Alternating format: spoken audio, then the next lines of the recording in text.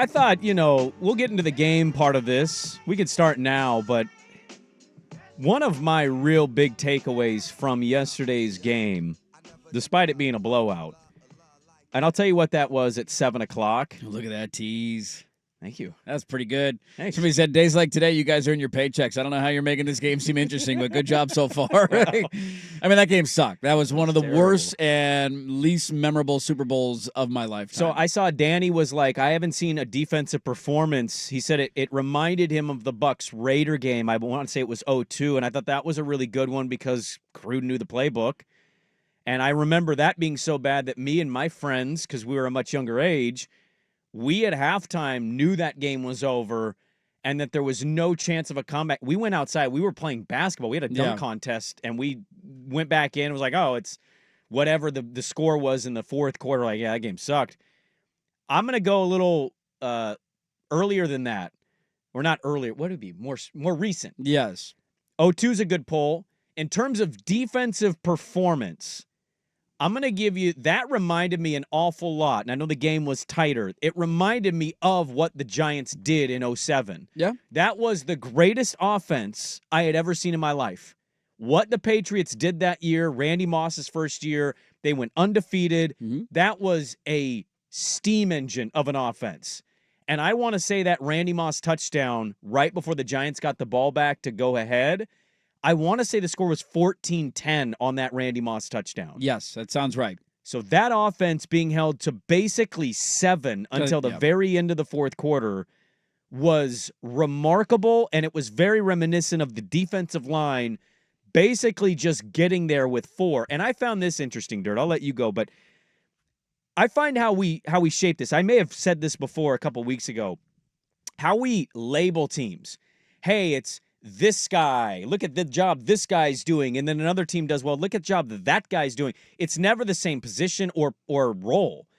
Yesterday, I'm seeing a lot of Howie Roseman, and I'm like, well, if this was the Chiefs doing this the opposite way, it'd be Spags. Yeah. So why is the Vic Fangio love not, and they did it at the end, but like a lot of the stuff I saw on social media was Howie Roseman, and Roseman deserves flowers, but he gets a lot of the credit. It's not so much Nick Sirianni or Vic Fangio. It's Howie Roseman. Whereas the camera could not stop looking at Steve Spags yesterday and many times during the game. Yeah. And I just found it interesting that one D coordinator gets all love and the other one's been in the NFL forever and been a great D coordinator and just completely shut down that offense. Yeah, I think the only reason that we held out any hope for a chunk of the first half that maybe there could be a game here was because the Kansas City Chiefs were involved. Because if the Kansas City Chiefs weren't involved, that was Broncos-Seahawks Part 2. Like, that was the game that I was thinking about the entire time. Seattle was dominant defensively. Denver hikes it over Peyton's head on the first snap. They just seemed shook and overwhelmed and not ready for the moment. And I don't know about you guys, like that was the sense that I got from Mahomes the entire game, which was really weird considering how many big games he's played in his career. He was just uncomfortable, and he was terrible in that game. And when you have that level of performance from him, when that's one of the main things that you're leaning on for a win, Kansas City's defense was amazing all year, and I didn't think they were terrible in the game at all yesterday. They couldn't muster anything offensively. And so I think the only reason in the back of our mind we're like, maybe there's something here. Is he going to wiggle out of this one again? It's just because it was Mahomes. But the last time we saw a game to that level was Broncos and Seahawks, and Seattle dominated them defensively. That was one of the best offenses in the NFL, if not the best offense in the NFL that year. And they just ran into a buzzsaw, and they couldn't do anything up front. They couldn't protect. They couldn't run the ball. And when you can't do that stuff, man, it's going to be a long day for you. And there was never even like – I mean, they put up some misleading stats, and you're going to look back at history and look like, hey, Mahomes, 3 touchdowns, 257 yards. Like, time stuff 200 of those yards and 2 of those touchdowns came with 2 minutes to go in the fourth quarter when you're down by 40 points. That is one of the more misleading stat lines for sure that I've ever seen, because you can look statistically and say, hey, maybe he outplayed Jalen Hurts. Like, in no way, shape, or form did he outplay Jalen Hurts. They were embarrassed in that game. And look, you know how I feel about Hurts and the narrative stuff that's going to take over now.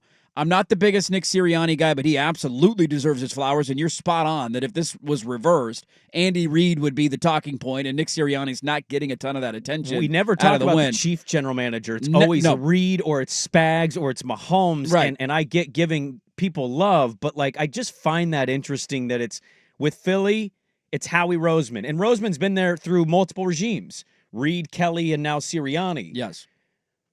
But like Sirianni just got to his second Super Bowl. And he lost both of his coordinators from the last time he was there. Yes. They were the way they lost last year was embarrassing, but he went and found 2 new coordinators. But he ripped on those coordinators and then revamped it. They almost fired him. Yes. And then like gets back to the Super Bowl.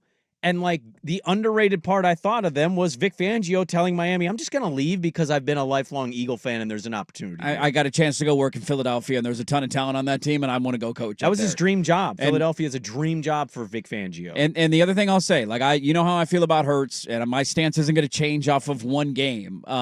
He has played in 2 Super Bowls now in his career, both of them coming against Patrick Mahomes. He has outplayed Patrick Mahomes in both of those games. Kansas City at the half had run 23 plays. They had 20 yards. And this was maybe the most like mind-blowing part of this game because I didn't see a Eagle blowout coming. I would have been wrong on that account. But we had talked all week when we talked about this, because we didn't a whole lot, that every position the Eagles had the advantage, except maybe DT with Jones, Mahomes, and Coach. And they have won with those 3 being the best, and Spags. But this was finally the team, the makeup of a team that said, nah, those aren't good enough. We have enough good pieces around where we're going to overcome what you did. The Chiefs didn't even get their second first down of the game until 2:30 in the third quarter. That's so bad. Of all the stats, man, there's a million you could do. But that one to me was the most mind-blowing.